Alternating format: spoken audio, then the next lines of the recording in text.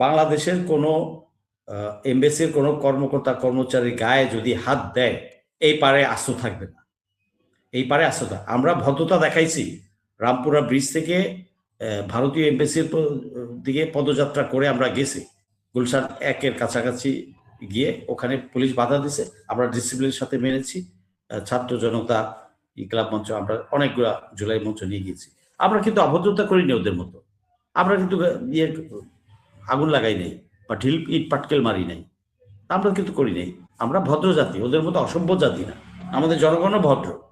তো ওরা যদি অভদ্রতা বারবার করে তখন আমার লোকের জন্য ফরজ হয়ে যায় ওদেরকে ধৈর্য বাইন্দা উঠে। আমরা তাদেরকে মারবো না, মারতে চাই না, ওদেরকে ধৈর্য বাইন্দা প্যাক করে বাই প্লেনে ওঠ অথবা বাই রোড যা, পাঠাই দেবো সেফ। সরকারের লাগবে না, আমরা ওই গণতন্ত্র চাই না। এই সকল স্লোগান দিল এইটা সেইটা, গণতন্ত্র বেচা খাইতেছে, মুখে মুখে তো ফেনা তুলতেছে 54 বছর, আসলে পেট খালি জনগণের, স্বাধীনতা নেই। বেসিক স্ট্রাকচার গুলা ভালো ভালো ইয়েগুলা সিস্টেমটা ডেভেলপ করে দিয়ে যাক উনি, এটাই দাবি। পরবর্তীতে যারাই পলিটিক্স করবেন ওই সিস্টেম ফলো করবেন, এটাই কাম্য। আমি চলে যাব, রবি ভাই চলে যাবে, আমার দোস্ত হাসিন চলে যাবে, আমাদের ছেলে মেয়েরা থাকবে দেশে, নাতিপুতিরা থাকবে। তাদের জন্য যদি আজকে আমরা দেশটাকে ভালো করার চেষ্টা না করে যাই, এক সময় তারাই আমাদেরকে কার্স করবে, অভিশাপ দিবে। তো আমাদের তো দায়িত্ব ভবিষ্যৎ প্রজন্মের জন্য কাজ করা। আমার কি পাওয়ার আছে, রবি ভাইয়ের কি চাওয়া পাওয়ার আছে এই বয়সে? কালকে সকালে থাকবো কিনা আমি তো জানি না, কালকে মৃত্যুর হাত থেকে তো আমি ফেরত আসছি কয়েকবার, কালকে সকালে আমি থাকবো কিনা জানি না। সো আমাদের দেশটা গঠন করার জন্য কাজ করতে হবে সবাইকে, সব রাজনৈতিক দলগুলোকে।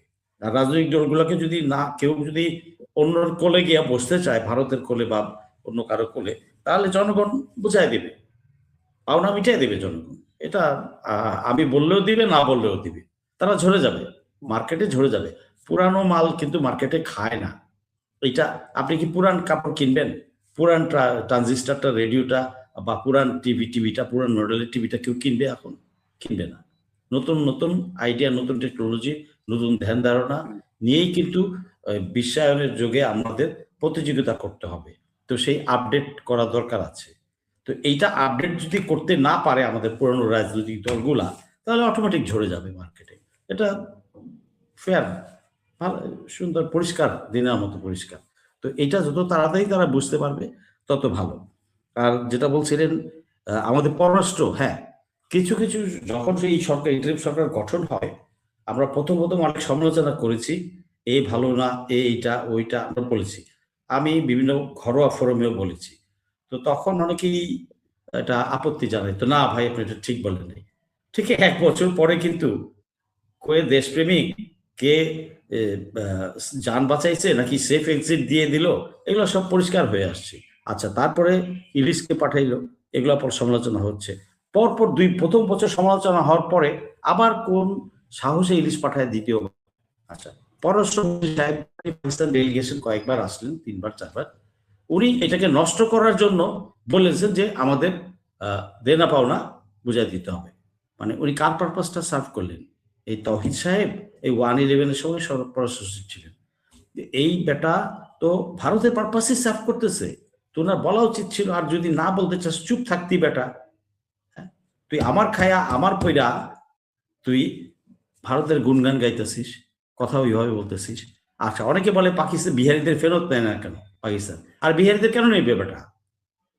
বিহারিরা আসছে ইউপি থেকে, বিহার থেকে, ওই পার থেকে। ফেরত যদি যেতেই হয়, নিতেই হয় কারো, ভারত নিবে ওদেরকে ফেরত। যাক, এরা এখন নাগরিকত্ব পেয়ে গেছে, ভালো। তো পররাষ্ট্র মন্ত্রণালয়ের দুর্বলতা আছে, যে জন্য আমি আরো কয়েকটা প্রোগ্রামে বলেছি যে আমাদের পররাষ্ট্র নীতি, এই নতজানু নীতি 100% বাদ দিয়ে, ওই friends to all manage two নান, এই সমস্ত ফাও কথা বাদ দিয়ে উইন উইন সিচুয়েশনে যেভাবে বিশ্বের সকল দেশের সাথে আমাদের পোষায়, ওইভাবে নতুন করে শক্ত পররাষ্ট্রমন্ত্রী চাই, শক্ত প্রতিরক্ষা নীতি চাই। এইগুলা করতে হবে। এগুলা পররাষ্ট্র নীতিমালাটা যদি আমাদের ঠিক মতো না করে, আবার নতজানু হয়ে থাকবে। আর ওখানে চেয়ারে যেগুলা বসবে ওই নম করবে। তো এখানে পররাষ্ট্র মন্ত্রণালয়ের দুর্বলতা আছে। আচ্ছা, আমাদের এমবেসি যে অ্যাটাক করলো ওরা, আরো স্ট্রং ভূমিকা নেওয়া উচিত ছিল। আর এরপরে একটা হাত দেখ, আজকে অনিয়ার বলে যাচ্ছি, একটা হাতে শুধু গায়ে যদি টাচ করে হুমকি ধামকি দিচ্ছে, জ্বালাপোড়া করছে। তো আমার কোনো বাংলাদেশের কোনো এমবেসির কোনো কর্মকর্তা কর্মচারী গায়ে যদি হাত দেয়, এই পারে আস্ত থাকবে না, এই পারে আস্ত থাকবে। আমরা ভদ্রতা দেখাইছি, রামপুরা ব্রিজ থেকে ভারতীয় এমবেসির দিকে পদযাত্রা করে আমরা গেছি, গুলশান 1-এর কাছাকাছি গিয়ে ওখানে পুলিশ বাধা দিছে, আমরা ডিসিপ্লিনের সাথে মেনেছি। ছাত্র জনতা, ক্লাব মঞ্চ, আমরা অনেকগুলা জুলাই মঞ্চ নিয়ে গিয়েছি। আমরা কিন্তু অভদ্রতা করিনি ওদের মতো, আমরা কিন্তু আগুন লাগাই নাই বা ঢিল ইট পাটকেল মারি নাই, আমরা কিন্তু করি নাই। আমরা ভদ্র জাতি, ওদের মতো অসভ্য জাতি না, আমাদের জনগণও ভদ্র। তো ওরা যদি অভদ্রতা বারবার করে, তখন আমার লোক এর জন্য ফরজ হয়ে যায় ওদেরকে ধৈর্য বাইন্দা উঠে। আমরা তাদেরকে মারবো না, মারতে চাই না, ওদেরকে ধৈর্য বাইন্দা প্যাক করে বাই প্লেনে ওঠ অথবা বাই রোড যা, পাঠাই দেবো সেফ। সরকারের লাগবে না, সরকারের পাঠানো লাগবে না, আমরাই জনগণই আমরা ধরে ওদেরকে পাঠাই দিবই পারে, মারবো না, মারামারি দরকার নেই। ওরা অসভ্যতা করছে, আমরা অসভ্যতা করবো না, কিন্তু এনশিওর করবো প্যাক করে ওদেরকে ওই পারে যা, তোদের বউ বাচ্চা আছে, তোরাও মানুষ, যা, আত্মীয় স্বজন ফেরত যা, বাড়িতে ফেরত যা। আর পররাষ্ট্র অ্যাডভাইজারকে যে আছে, ওনাকে আরো শক্ত হইতে হবে। আমি ডক্টর ইউনূসকে বলবো ওনাকে শক্ত বানান, আর না বিদায় দেন, শক্তিশালী করেন। এটা ডক্টর ইউনূস কাজ করছেন, আমি জানি কিছু কিছু কাজ করছেন, কিন্তু ওনার এই যে অখাদ্য গুলারে বসাইছেন, প্যাম্পার পরা ডাইপার পরা গুলারে বসাইছেন, তো ওগুলা কি ডেলিভারি দিবে? ওরা কি ডেলিভারি দিবে কি নেশনকে? এটা তো পারে নাই। এক স্বরাষ্ট্র উপদেষ্টা, মানে আমি আর বলতে চাই না আসলে, ওনার প্রতি আমি অনেক কথা বলছি, ওনার বিরুদ্ধে, ওনার ব্যাপারে আর বলার নাই, দেখা যাক কি করে। আর এই হাদি হত্যার বিচার এটা হইতেই হবে, সে যত বড় মহারথী হোক, এর মাস্টার প্ল্যানে কারা ছিল, কারা কারা চেইনে যুক্ত আছে, সবাইকে আনতে হবে। সে যত বড় মহারথী হোক বাংলাদেশের, আনাট করতে হবে এবং জনসংখ্যা আইনের আওতায় আনতে হবে। বিচারহীনতার সংস্কৃতি আর কতকাল চলবে, আর কতকাল চেতনা বিক্রি করবে? আর আমার ভাসুর মাইন্ড খাবে, চুপ থাকবো না, ওসব হবে না ভাই। এই দেশে যেই অপরাধ করবে তাকে আইনের আওতা, কালকে যদি আমি কোনো অপরাধ করি, আমাকেও আইনের আওতা নেওয়া হোক। আমি অনিয়ার এটা বলে যাচ্ছি। হ্যাঁ, এই দেশে আর কোনো ন্যারেটিভ চালানো যাবে না। এই ন্যারেটিভ চালাইতে দেই বলেই ভারতীয় ন্যারেটিভ চালাই গেছে এই পর্যন্ত। মেজর জলিল বাধা দিছিল, তাকে কোনো তকমাই দেয় নাই। তো এই যে আবরার ফাহাদ বুয়েটে একে মারলো, এরকম আরো যুগে যুগে আরো মারছে। যেই কথা বলতে গেছে ভারতীয় আধিপত্যবাদের বিরুদ্ধে, তাকে মারছে। হাদিকে মারলো, কালকে দিতে পারবো। তো আল্লাহ আমাদের হায়াত রাখছে বলে আমরা দুই বন্ধু বেঁচে আছি, নাহলে আমাদের কি চেষ্টা করে নাই? ওকে তো 2বার ঢুকাইতে পারছে, আমরা তো পারে নাই আল্লাহর দয়ায়। আর আমাকে রাস্তাঘাটে আমি চেষ্টা কম দৌড়ানছে আমাকে। যাক, অত গল্প, নিজেদের গল্প বলতে চাই না, শুধু এইটাই বলতে চাই জাতিকে, মানুষকে, আমাদের দেশবাসীকে, যে আপনারা সোচ্চার হোক যার যার জায়গায়। আমি জানি আপনারা বীর, সাহসী, সেটা প্রমাণ বিভিন্ন সময় আমার জাতি দিয়েছে, জুলাইতে দিয়েছে, এর আগেও বিভিন্ন সময় দিয়েছে। 5ই আগস্ট পরে বর্ডার লাইনে যখন বিডিআর সাথে ইয়ে করে, আমার গ্রামের ছেলেপেলেরা কিভাবে দিয়েছে, নারী পুরুষ সব বর্ডার লাইনে দাঁড়ায় গেছে খালি। তো এই জাতি পারবে, আমি আশাবাদী। অনেকেই নিরাশার কথা শোনায় যে না ভাই কি হবে, বলে কি লাভ, বলিস না।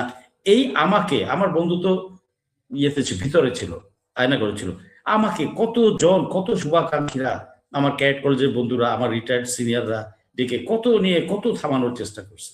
আমি ফেসবুকে বাই নেম আমি পোস্ট দিতাম ওদের বিরুদ্ধে, তো করেছি। আমি আমার মালিক আল্লাহ, উনি যদি নিয়ে যাবেন আলহামদুলিল্লাহ, আমার কোনো সমস্যা নাই। আমার বউ বাচ্চার খাবার না থাকলেও আমি চিন্তা করি না। আমার বউ এই জন্য রাগ করে বলে যে তুমি একটু অসুস্থ হইলে বলে যাও যাও তোমার 17 কোটি লোকের কাছে যাও, ওরা তোমার আত্মীয়, আমি তোমার কে? মানবী মানে পুরাটাই আমরা যারা দেশপ্রেমিক আছি নিবেদিত, 100% নিবেদিত দেশের জন্য। তো আমরা আমাদের জীবন নিয়ে চিন্তা করি না। তো টার্গেট লিস্টে তো আমাকেও রাখছে, যে 100 ম্যান লিস্ট, ওই লিস্টে তো আমিও আছি। তো না, আমার বন্ধু আছে, আরো আছে এরকম। তো কি আছে? আরে ভাই, আমার মালিক যেদিন নিবেন, আপনারা কেউ রাখতে পারবেন আমাকে? আমার মালিক যদি নিয়ে যায়, আপনারা মানতে পারবেন না মালিক যদি না থাকে। সো আমাদের ঘাবড়ানোর কারণ নাই। আমাদের এই দেশ, এই জাতি মাথা পেতে আবার দাঁড়াবে ইনশাল্লাহ। আর এই সরকারকে একটু সময় দিতে হবে। ঠিক আছে, ফাইন, নির্বাচনটা যদি হয় তাহলে সুষ্ঠুভাবে যেন হয়, সবাই আমরা ভদ্রতা বজায় রেখেই ই করবো, যাতে জাতি গঠনে এই নির্বাচন পর যাতে জাতি গঠনে আমরা সবাই মিলে কাজ করতে পারি। দেশ সবার আগে দেশ, সবার উপরে দেশ, এই কথাটা পরম সত্যভাবে যেন আমরা সবার অন্তরে ঢুকাই, এবং সেই লক্ষ্যে অন্য কোনো কিছুকে প্রায়োরিটি দেওয়ার আগে, দলের ইস্যুকে প্রায়োরিটি দেওয়ার আগে, দলের স্বার্থকে প্রায়োরিটি, দেশের স্বার্থকে আগে দিতে হবে, মানুষের স্বার্থকে আগে দিতে হবে, জায়গা দিতে হবে।